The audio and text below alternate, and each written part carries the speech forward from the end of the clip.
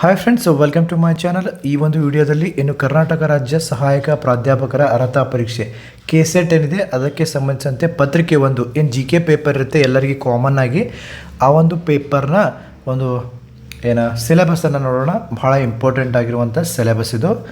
ಅದೇ ರೀತಿ ಈ ಚಾನಲ್ಗೆ ಹೊಸಬರಾಗಿದ್ದರೆ ಚಾನಲನ್ನು ಸಬ್ಸ್ಕ್ರೈಬ್ ಮಾಡಿ, ಲೈಕ್ ಮಾಡಿ ಫ್ರೆಂಡ್ಸ್. ಮತ್ತೇನಾದರೂ ಮಾಹಿತಿ ಬೇಕಂದರೆ ಕಮೆಂಟ್ ಬಾಕ್ಸಲ್ಲಿ ಕಮೆಂಟ್ ಮಾಡಿ, ಅಲ್ಲಿ ನಿಮಗೆ ಉತ್ತರ ಕೊಡ್ತೀನಿ ಅಂತ ಹೇಳ್ತಾ ಸ್ಟಾರ್ಟ್ ಮಾಡೋಣ ಫ್ರೆಂಡ್ಸ್. ನೋಡಿರಿ, ಪತ್ರಿಕೆ ಒಂದು ಬೋಧನೆ ಮತ್ತು ಸಂಶೋಧನೆ ನೈಪುಣ್ಯದ ಸಾಮಾನ್ಯ ಪತ್ರಿಕೆ, ಜನರಲ್ ಪೇಪರ್ ಅಂತ ಹೇಳ್ಬೋದು. ಪತ್ರಿಕೆ ಸಂಕೇತ 00. ಪಠ್ಯಕ್ರಮ ನೋಡೋಣ. ನೋಡಿ, ಪರೀಕ್ಷೆಯ ಉದ್ದೇಶ ಮತ್ತು ಸಾಮರ್ಥ್ಯ ಇದನ್ನು ತಿಳ್ಕೊಳ್ಳೋದು ಭಾಳ ಇಂಪಾರ್ಟೆಂಟ್ ಆಗಿದೆ ಫ್ರೆಂಡ್ಸ್. ಅಭ್ಯರ್ಥಿಗಳ ಬೋಧನೆ ಮತ್ತು ಸಂಶೋಧನಾ ಸಾಮರ್ಥ್ಯಗಳನ್ನು ನಿರ್ಣಯಿಸುವುದು ಮುಖ್ಯ ಉದ್ದೇಶವಾಗಿದೆ. ಈ ಪರೀಕ್ಷೆಯು ಬೋಧನೆ ಮತ್ತು ಸಂಶೋಧನಾ ಅರ್ಹತೆಯನ್ನು ನಿರ್ಣಯಿಸುವ ಗುರಿಯನ್ನು ಹೊಂದಿದೆ. ಅಭ್ಯರ್ಥಿಗಳು ನೋಡಿ, ಗ್ರಹಿಕೆ, ವಿಶ್ಲೇಷಣೆ, ಮೌಲ್ಯಮಾಪನದ ಸ್ವರೂಪವನ್ನು ಅರ್ಥ ಮಾಡಿಕೊಳ್ಳುವುದು, ವಾದಗಳು, ಅನುಮಾನಾತ್ಮಕ ಮತ್ತು ಅನುಗಮನದ ತಾರ್ಕಿಕತೆಯನ್ನು ಒಳಗೊಂಡಿರುವ ಅರಿವಿನ ಸಾಮರ್ಥ್ಯಗಳನ್ನು ಹೊಂದಲು ಮತ್ತು ಪ್ರದರ್ಶಿಸಲು ನಿರೀಕ್ಷಿಸಲಾಗಿದೆ. ಅಭ್ಯರ್ಥಿಗಳು ಉನ್ನತ ಶಿಕ್ಷಣ ವ್ಯವಸ್ಥೆಯಲ್ಲಿ ಬೋಧನೆ ಮತ್ತು ಕಲಿಕೆಯ ಪ್ರಕ್ರಿಯೆಗಳ ಬಗ್ಗೆ ಸಾಮಾನ್ಯ ಅರಿವನ್ನು ಹೊಂದಿರುತ್ತಾರೆ ಎಂದು ನಿರೀಕ್ಷಿಸಲಾಗಿದೆ. ಇದಲ್ಲದೆ ಜನತೆ,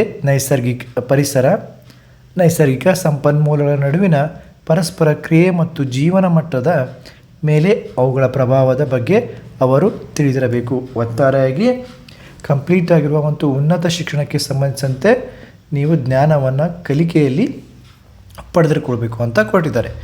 ಘಟಕ ಒಂದು ನೋಡಿ, ಬೋಧನಾ ಸಾಮರ್ಥ್ಯ. ಈ ಬೋಧನಾ ಸಾಮರ್ಥ್ಯಕ್ಕೆ ಸಂಬಂಧಿಸಿದಂತೆ ನೋಡಿ, ಬೋಧನೆ ಸಂಬಂಧಿಸಿದಂತೆ ಪರಿಕಲ್ಪನೆ, ಉದ್ದೇಶಗಳು, ಬೋಧನೆಯ ಗುಣಮಟ್ಟಗಳು, ಇದಕ್ಕೆ ಸಂಬಂಧಿಸಿದ ನೆನಪು, ತಿಳುವಳಿಕೆ ಮತ್ತು ಪ್ರತಿಫಲನ, ಬೋಧನೆಯ ಗುಣಲಕ್ಷಣಗಳು ಮತ್ತು ಮೂಲಭೂತ ಅವಶ್ಯಕತೆಗಳ ಬಗ್ಗೆ ಪ್ರಶ್ನೆಗಳನ್ನು ಕೇಳಲಾಗುತ್ತೆ. ನೆಕ್ಸ್ಟು ಕಲಿಯುವರ ಗುಣಲಕ್ಷಣಗಳು ಹೇಗಿರ್ತವೆ, ಯಾವ ವಯಸ್ಸಿನಲ್ಲಿ ಏನೇನಿರುತ್ತೆ ಅದರ ಬಗ್ಗೆ ಮಾಹಿತಿ, ಅಂದರೆ ಹದಿಹರೆಯದ ಮತ್ತು ವಯಸ್ಕ ಕಲಿಯುವರ ಗುಣಲಕ್ಷಣಗಳು, ಮತ್ತು ಅದಕ್ಕೆ ಸಂಬಂಧಿಸಿದಂತೆ ಶೈಕ್ಷಣಿಕ, ಸಾಮಾಜಿಕ, ಭಾವನಾತ್ಮಕ ಮತ್ತು ಅರಿವು, ವೈಯಕ್ತಿಕ ವ್ಯತ್ಯಾಸಗಳನ್ನು ಕುರಿತು ಪ್ರಶ್ನೆಗಳಿರುತ್ತವೆ. ಬೋಧನೆಯ ಮೇಲೆ ಪರಿಣಾಮ ಬೀರುವ ಅಂಶಗಳು, ಶಿಕ್ಷಕರು, ಕಲಿಯುವರು, ಬೆಂಬಲ ಸಾಮಗ್ರಿಗಳು, ಬೋಧನಾ ಸೌಲಭ್ಯಗಳು, ಕಲಿಕೆಯ ಪರಿಸರ ಮತ್ತು ಸಂಸ್ಥೆ. ನೆಕ್ಸ್ಟು ಉನ್ನತ ಕಲಿಕೆಯ ಸಂಸ್ಥೆಗಳಲ್ಲಿ ಬೋಧನೆಯ ವಿಧಾನಗಳು, ಶಿಕ್ಷಕರ ಕೇಂದ್ರಿತ ಮತ್ತು ಕಲಿಯುವರ ಕೇಂದ್ರಿತ ವಿಧಾನಗಳು. ನೆಕ್ಸ್ಟು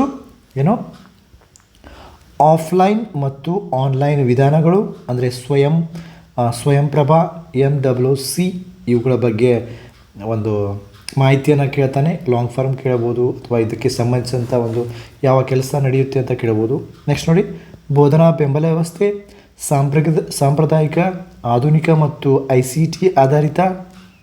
ನೆಕ್ಸ್ಟು ಮೌಲ್ಯಮಾಪನ ವ್ಯವಸ್ಥೆಗಳು, ಮೌಲ್ಯಮಾಪನದ ಅಂಶಗಳು ಮತ್ತು ವಿಧಗಳು, ಉನ್ನತ ಶಿಕ್ಷಣದಲ್ಲಿ ಆಯ್ಕೆ ಆಧಾರಿತ ಕ್ರೆಡಿಟ್ ವ್ಯವಸ್ಥೆ ಅಂದರೆ CBCS. ನೆಕ್ಸ್ಟು CBCSನಲ್ಲಿ ಮೌಲ್ಯಮಾಪನ, ಕಂಪ್ಯೂಟರ್ ಆಧಾರಿತ ಪರೀಕ್ಷೆ, ಮೌಲ್ಯಮಾಪನ ವ್ಯವಸ್ಥೆಗಳಲ್ಲಿ ನಾವೀನ್ಯತೆಗಳು. ಎರಡನೇ ಘಟಕಕ್ಕೆ ಸಂಬಂಧಿಸಿದಂತೆ ನೋಡಿ, ಸಂಶೋಧನಾ ಸಾಮರ್ಥ್ಯ, ಸಂಶೋಧನೆಗೆ ಸಂಬಂಧಿಸಿದಂತೆ ಅರ್ಥ, ಪ್ರಕಾರಗಳು, ಗುಣಲಕ್ಷಣಗಳು, ಸಂಶೋಧನೆಗೆ ಧನಾತ್ಮಕತೆ ಮತ್ತು ಧನಾತ್ಮಕೋತ್ತರ ವಿಧಾನಗಳು. ಇನ್ನು ಸಂಶೋಧನಾ ವಿಧಾನಗಳು, ಅದಕ್ಕೆ ಸಂಬಂಧಿಸಿದಂತೆ ಪ್ರಾಯೋಗಿಕ ವಿಧಾನ, ವಿವರಣಾತ್ಮಕ ವಿಧಾನ, ಐತಿಹಾಸಿಕ, ಗುಣಾತ್ಮಕ ಮತ್ತು ಪರಿಮಾಣಾತ್ಮಕ ವಿಧಾನಗಳು. ಇನ್ನು ಸಂಶೋಧನೆ ಹಂತಗಳನ್ನು ಕೇಳಲಾಗುತ್ತೆ. ನೆಕ್ಸ್ಟು ಮಹಾಪ್ರಬಂಧ ಮತ್ತು ಲೇಖನ ಬರವಣಿಗೆ, ಉಲ್ಲೇಖದ ಸ್ವರೂಪ ಮತ್ತು ಶೈಲಿಗಳು. ಇನ್ನು ಸಂಶೋಧನೆಯಲ್ಲಿ ICTಯ ಬಳಕೆ, ಸಂಶೋಧನಾ ನೈತಿಕತೆ. ಇನ್ನು ಮೂರನೇ ಘಟಕಕ್ಕೆ ಸಂಬಂಧಿಸಿದಂತೆ ಗ್ರಹಿಕೆಗೆ ಸಂಬಂಧಿಸಿದಂತೆ ಪಠ್ಯದ ಒಂದು ಭಾಗವನ್ನು ನೀಡಲಾಗುವುದು, ಈ ಭಾಗದಿಂದ ಉತ್ತರಿಸಬೇಕಾದ ಪ್ರಶ್ನೆಗಳನ್ನು ಕೇಳಲಾಗುವುದು. ಒಂದು ಪ್ಯಾರಾಗ್ರಾಫ್ ಕೊಡ್ತಾನೆ, ಅದಕ್ಕೆ ಸಂಬಂಧಿಸಿದ ಪ್ರಶ್ನೆಗಳನ್ನು ಕೇಳ್ತಾರೆ. ನೆಕ್ಸ್ಟು ಘಟಕ 4 ಸಂವಹನ, ಕಮ್ಯುನಿಕೇಷನ್ಗೆ ಸಂಬಂಧಿಸಿದಂತೆ ಅರ್ಥ, ಪ್ರಕಾರಗಳು ಮತ್ತು ಸಂವಹನದ ಗುಣಲಕ್ಷಣಗಳನ್ನು ಕೇಳ್ತಾರೆ. ನೆಕ್ಸ್ಟು ಸಂವಹನಕ್ಕೆ ಸಂಬಂಧಿಸಿದಂತೆ ಪರಿಣಾಮಕಾರಿ ಸಂವಹನ, ಪದಶಃ ಮತ್ತು ಪದಶಃವಲ್ಲದ ಅಂತರ್ ಸಾಂಸ್ಕೃತಿಕ ಮತ್ತು ಗುಂಪು ಸಂವಹನಗಳು, ತರಗತಿಯ ಸಂವಹನ ಇದರ ಬಗ್ಗೆ ಕೇಳ್ತಾರೆ. ಇನ್ನು ಪರಿಣಾಮಕಾರಿ ಸಂವಹನಕ್ಕೆ ಅಡೆತಡೆಗಳೇನು, ಸಮೂಹ ಮಾಧ್ಯಮ ಮತ್ತು ಸಮಾಜ ಸೋಷಿಯಲ್ ಮೀಡಿಯಾದ ಬಗ್ಗೆಯೂ ಇಲ್ಲಿ ಕೇಳ್ತಾನೆ. ಇನ್ನು 5ನೇ ಘಟಕಕ್ಕೆ ಸಂಬಂಧಿಸಿದಂತೆ ಗಣಿತೀಯ ತಾರ್ಕಿಕತೆ ಮತ್ತು ಸಾಮರ್ಥ್ಯ ಮೆಂಟಲ್ ಎಬಿಲಿಟಿ. ತಾರ್ಕಿಕತೆಯ ವಿಧಗಳು ನೋಡಿ, ಸಂಖ್ಯೆ ಸರಣಿ, ಅಕ್ಷರ ಸರಣಿ, ಸಂಕೇತಗಳು ಮತ್ತು ಸಂಬಂಧಗಳು.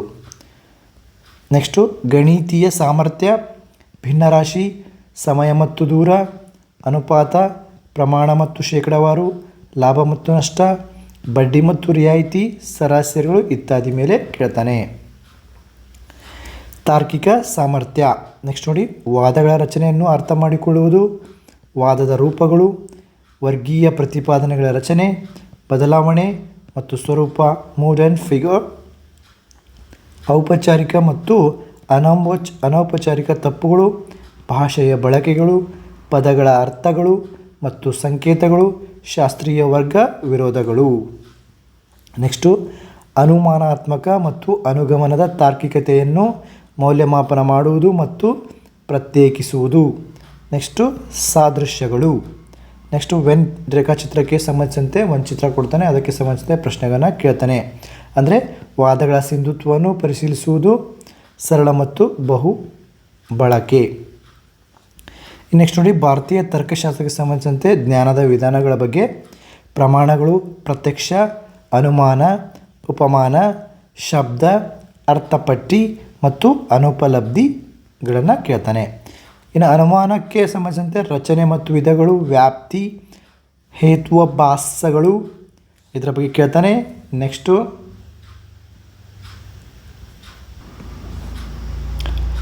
7ನೇ ಒಂದು ಘಟಕಕ್ಕೆ ಸಂಬಂಧಿಸಿದಂತೆ ದತ್ತಾಂಶಗಳ ಅರ್ಥೈಸುವಿಕೆ, ಆಧಾರಗಳು, ದತ್ತಾಂಶದ ಸಂಗ್ರಹ ಮತ್ತು ವರ್ಗೀಕರಣ. ಇನ್ನು ಪರಿಮಾಣಾತ್ಮಕ ಮತ್ತು ಗುಣಾತ್ಮಕ ದತ್ತಾಂಶ. ಇನ್ನು ನಕ್ಷೆಗಳಲ್ಲಿ ಚಿತ್ರಣ, ಸ್ತಂಭಲೇಖ, ಹಿಸ್ಟೋಗ್ರಾಮ್, ವೃತ್ತನಕ್ಷೆ, ಕೋಷ್ಟಕ ದತ್ತ ಮತ್ತು ರೇಖಾನಕ್ಷೆ ಮತ್ತು ದತ್ತಾಂಶದ ಹೊಂದಾಣಿಕೆ. ಆಮೇಲೆ ದತ್ತಾಂಶದ ವ್ಯಾಖ್ಯಾನವನ್ನು ಮಾಡಿ ಅದರ ಬಗ್ಗೆ ಅನಲೈಸ್ ಬಗ್ಗೆ ಕ್ವಶನ್ ಕೇಳ್ತಾನೆ. ದತ್ತಾಂಶ ಮತ್ತು ಆಡಳಿತ ಬಗ್ಗೆ ಕ್ವಶನ್ ಕೇಳ್ತಾನೆ. ಇನ್ನು ಮುಂದಿನ ಒಂದು ಘಟಕ 8ನೇ ಘಟಕ ಮಾಹಿತಿ ಮತ್ತು ಸಂವಹನ ತಂತ್ರಜ್ಞಾನ, ಐ.ಸಿ.ಟಿಯ ಸಾಮಾನ್ಯ ಸಂಕ್ಷೇಪಣಗಳು ಮತ್ತು ಪರಿಭಾಷೆಗಳು, ಲಾಂಗ್ ಫಾರ್ಮ್ ಶಾರ್ಟ್ ಫಾರ್ಮ್ ಕೇಳ್ತಾನೆ. ಆಮೇಲೆ ಅಂತರ್ಜಾಲದ ಸಂಬಂಧಿಸಿದಂತೆ ಇಮೇಲ್, ಶ್ರವ್ಯ ಮತ್ತು ದೃಶ್ಯ ಸಮ್ಮೇಳನಗಳ ಮೂಲಭೂತ ಅಂಶಗಳು, ಉನ್ನತ ಶಿಕ್ಷಣದಲ್ಲಿ ಡಿಜಿಟಲ್ ಉಪಕ್ರಮಗಳು ಏನೇನು ತೋಡಿದೆ ಗೌರ್ಮೆಂಟು ಅದರ ಬಗ್ಗೆ ಕೇಳ್ತಾನೆ. ಐ.ಸಿ.ಟಿ ಮತ್ತು ಆಡಳಿತಕ್ಕೆ ಸಂಬಂಧಿಸಿದಂತೆ ಪ್ರಶ್ನೆಯನ್ನು ಕೇಳ್ತಾನೆ. ಇನ್ನು ಘಟಕ 9ನೇದು ಜನತೆ, ಅಭಿವೃದ್ಧಿ ಮತ್ತು ಪರಿಸರಕ್ಕೆ ಸಂಬಂಧಿಸಿದಂತೆ ಅಭಿವೃದ್ಧಿ ಮತ್ತು ಪರಿಸರ, ಸಹಸ್ರಮಾನದ ಅಭಿವೃದ್ಧಿ ಮತ್ತು ಸುಸ್ಥಿರ ಅಭಿವೃದ್ಧಿ ಗುರಿಗಳು ಏನೇನು ಹಾಕ್ಕೊಂಡಿದೆ ಇಂಡಿಯನ್ ಗೌರ್ಮೆಂಟ್ ಆಗಿರ್ಬೋದು, ನಮ್ಮ ಕರ್ನಾಟಕ ಗೌರ್ಮೆಂಟ್ ಆಗಿರ್ಬೋದು. ನೆಕ್ಸ್ಟು ಮಾನವ ಮತ್ತು ಪರಿಸರದ ಪರಸ್ಪರ ಕ್ರಿಯೆ ಬಗ್ಗೆ, ಮಾನವಜನ್ಯ ಚಟುವಟಿಕೆಗಳು ಮತ್ತು ಪರಿಸರದ ಮೇಲೆ ಅವುಗಳ ಪರಿಣಾಮಗಳು. ಇನ್ನು ಪರಿಸರ ಸಮಸ್ಯೆಗಳು ಸ್ಥಳೀಯವಾಗಿ ಯಾವಿವೆ, ಪ್ರಾದೇಶಿಕ ಮತ್ತು ಜಾಗತಿಕವಾಗಿ ಏನಿವೆ, ಯಾವ ಒಂದು ಕ್ರಮಗಳನ್ನು ಕೂಡ ಕೈಗೊಂಡಿದ್ದಾರೆ. ಆಮೇಲೆ ವಾಯುಮಾಲಿನ್ಯ, ಜಲಮಾಲಿನ್ಯ, ಮಣ್ಣಿನ ಮಾಲಿನ್ಯ, ಶಬ್ದ ಮಾಲಿನ್ಯ, ತ್ಯಾಜ್ಯಕ್ಕೆ ಸಂಬಂಧಿಸಿದಂತೆ, ಕಸಕ್ಕೆ ಸಂಬಂಧಿಸಿದಂತೆ, ಘನ, ದ್ರವ, ಜೈವಿಕ, ವೈದ್ಯಕೀಯ, ಅಪಾಯಕಾರಿ ವಿದ್ಯುನ್ಮಾನ, ಎಲೆಕ್ಟ್ರಾನಿಕ್ ವೇಸ್ಟ್, ಘನವಾಗಿರುವಂಥ ವೇಸ್ಟ್, ಇ ವೇಸ್ಟ್, ಆಮೇಲೆ ವೈದ್ಯಕೀಯ ವೇಸ್ಟ್ ಇದರ ಬಗ್ಗೆ ಕೇಳ್ತಾನೆ. ಆಮೇಲೆ ಹವಾಮಾನ ಬದಲಾವಣೆ ಮತ್ತು ಅದರ ಸಾಮಾಜಿಕ, ಆರ್ಥಿಕ ಮತ್ತು ರಾಜಕೀಯ ಆಯಾಮಗಳು. ಇನ್ನು ಮಾನವನ ಆರೋಗ್ಯದ ಮೇಲೆ ಮಾಲಿನ್ಯಕಾರಕಗಳ ಪರಿಣಾಮಗಳು, ನೈಸರ್ಗಿಕ ಮತ್ತು ಶಕ್ತಿ ಸಂಪನ್ಮೂಲದ ಬಗ್ಗೆ, ಸೌರ, ಗಾಳಿ, ಮಣ್ಣು, ಜಲ, ಭೂಶಾಖ, ಜೈವಿಕ, ಪರಮಾಣು ಮತ್ತು ಅರಣ್ಯಗಳು ಇದರ ಬಗ್ಗೆ ಕೇಳ್ತಾನೆ. ಇನ್ನು ನೈಸರ್ಗಿಕ ಅಪಾಯಗಳು ಮತ್ತು ವಿಪತ್ತುಗಳ ಬಗ್ಗೆ, ತಗ್ಗಿಸುವಿಕೆಯ ತಂತ್ರಗಳ ಬಗ್ಗೆ ಮಾಹಿತಿಯನ್ನು ಕೇಳ್ತಾನೆ, ಯಾವ್ಯಾವ ಒಂದು ಇನಿಷಿಯೇಟಿವ್ ತೊಗೊಂಡಿದ್ದಾರೆ ಗೌರ್ಮೆಂಟ್ ಅಂತ. ಇನ್ನು ನೆಕ್ಸ್ಟು ಪರಿಸರ ಸಂರಕ್ಷಣಾ ಕಾಯ್ದೆ 1986 ಬಗ್ಗೆ ಕೇಳ್ತಾನೆ. ಹವಾಮಾನ ಬದಲಾವಣೆಯ ರಾಷ್ಟ್ರೀಯ ಕ್ರಿಯಾ ಯೋಜನೆ ಬಗ್ಗೆ ಕೇಳ್ತಾನೆ. ಇನ್ನು ಅಂತಾರಾಷ್ಟ್ರೀಯ ಒಪ್ಪಂದಗಳು, ಪ್ರಯತ್ನಗಳು, ಮ್ಯಾನ್ಟ್ರಿಯಲ್ ಶಿಷ್ಟಾಚಾರ, ಎಟಿಕ್ವೇಟ್ಸ್, ಮ್ಯಾನರ್ಸ್ ಆ್ಯಂಡ್ ಎಟಿಕ್ವೇಟ್ಸ್, ರಿಯೋ ಶೃಂಗಸಭೆ, ಜೀವ ವೈವಿಧ್ಯದ ಸಮಾವೇಶ, ಕ್ಯೋಟೋ ಶಿಷ್ಟಾಚಾರ, ಪ್ಯಾರಿಸ್ ಒಪ್ಪಂದ, ಅಂತಾರಾಷ್ಟ್ರೀಯ ಸೌರ ಒಕ್ಕೂಟ. ಆಲ್ಮೋಸ್ಟ್ ಆಲ್ ಇತ್ತೀಚೆಗೆ ನಡೆದಂತಹ ಇವೆಂಟ್ಗಳ ಬಗ್ಗೆ ಕೇಳ್ತಾನೆ. ಇದಕ್ಕೆ ಸಂಬಂಧಿಸಿದಂತೆ ಕರೆಂಟ್ ಅಫೇರ್ಸ್ ನೋಡ್ಕೋಬೇಕು ಇದ್ರ ಬಗ್ಗೆ. ಇನ್ನು 10ನೇ ಘಟಕಕ್ಕೆ ಸಂಬಂಧಿಸಿದಂತೆ ಉನ್ನತ ಶಿಕ್ಷಣ ವ್ಯವಸ್ಥೆ. ಪ್ರಾಚೀನ ಭಾರತದಲ್ಲಿ ಉನ್ನತ ಶಿಕ್ಷಣ ಮತ್ತು ಶಿಕ್ಷಣದ ಸಂಸ್ಥೆಗಳು. ಇನ್ನು ಆಫ್ಟರ್ ಫ್ರೀಡಮ್ ಅಂದರೆ ಸ್ವಾತಂತ್ರ್ಯೋತ್ತರ ಭಾರತದಲ್ಲಿ ಉನ್ನತ ಕಲಿಕೆ ಮತ್ತು ಸಂಶೋಧನೆ ವಿಕಾಸ ಯಾವ ರೀತಿಯಾಗಿತ್ತು, ಹೀಗೆ ನಡೀತಾ ಇದೆ. ಆಮೇಲೆ ಭಾರತದಲ್ಲಿ ಪೌರಾತ್ಯ, ಸಾಂಪ್ರದಾಯಿಕ ಮತ್ತು ಅಸಾಂಪ್ರದಾಯಿಕ ಕಲಿಕೆಯ ಕಾರ್ಯಕ್ರಮಗಳು. ಆಮೇಲೆ ವೃತ್ತಿಪರ, ತಾಂತ್ರಿಕ ಮತ್ತು ಕೌಶಲ್ಯ ಆಧಾರಿತ ಶಿಕ್ಷಣದ ಬಗ್ಗೆ ಕೇಳ್ತಾರೆ. ಮೌಲ್ಯ ಶಿಕ್ಷಣ ಮತ್ತು ಪರಿಸರ ಶಿಕ್ಷಣ, ನೀತಿಗಳು, ನೀತಿ ನಿರೂಪಣೆ ಮತ್ತು ಆಡಳಿತ. ಇನ್ನು ಮೋಸ್ಟ್ ಇಂಪಾರ್ಟೆಂಟ್ ಪಾಯಿಂಟು, ಪ್ರತಿ ಘಟಕದಿಂದ ತಲಾ 5 ಅಂಕಗಳ 5 ಪ್ರಶ್ನೆಗಳನ್ನು 2 ಅಂಕದ 5 ಪ್ರಶ್ನೆಗಳನ್ನು ಕೇಳ್ತಾನೆ. ಅಂದರೆ 10 ಪಾಠಗಳು 5 ಪ್ರಶ್ನೆಗಳನ್ನು ಕೇಳ್ತಾನೆ. ಏಟಾಯಿತು 50 ಪ್ರಶ್ನೆಗಳು. ಇದನ್ನು ಒಂದು ಪ್ರಶ್ನೆಗೆ 2 ಅಂಕಗಳು = 100 ಅಂಕಗಳು. 100 ಪ್ರಶ್ನೆಗಳು 50, ಒಂದಕ್ಕೆ 2 ಅಂಕ. ಇದಿಷ್ಟು ಪ್ರಶ್ನೆ ಪತ್ರಿಕೆ ಸ್ವರೂಪ ಫ್ರೆಂಡ್ಸ್. ಮತ್ತು ನಿಮಗೆ ಯಾವ ಪ್ರಶ್ನೆ ಪತ್ರಿಕೆ ಬೇಕು ಅದರ ಬಗ್ಗೆ ನಾನು ನಿಮಗೆ ವಿವರಣೆಯನ್ನು ಕೊಡ್ತೀನಿ. ಕಮೆಂಟ್ ಬಾಕ್ಸಲ್ಲಿ ಕಮೆಂಟ್ ಮಾಡಿ.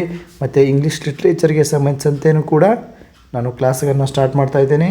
ಯಾರ್ಯಾರು ಯಾವ ಟಾಪಿಕ್ ಅಂತ ಕಮೆಂಟ್ ಬಾಕ್ಸಲ್ಲಿ ಕಮೆಂಟ್ ಮಾಡಿ, ಟಫ್ ಆಗಿರೋ ಒಂದು ಟಾಪಿಕ್ಸನ್ನು ಅದನ್ನು ಈಸಿಯಾಗಿ ಮಾಡಿ ನಾನು ನಿಮ್ಗೆ ಹೇಳ್ತೀನಿ ಅಂತ ಹೇಳ್ತಾ, ಇದಿಷ್ಟು ಒಂದು GK ಪೇಪರ್ KSETಗೆ ಸಂಬಂಧಿಸಿದಂಥ GK ಪೇಪರ್ನ ಒಂದು ವಿಶ್ಲೇಷಣೆ ಆಗಿದೆ ಫ್ರೆಂಡ್ಸ್.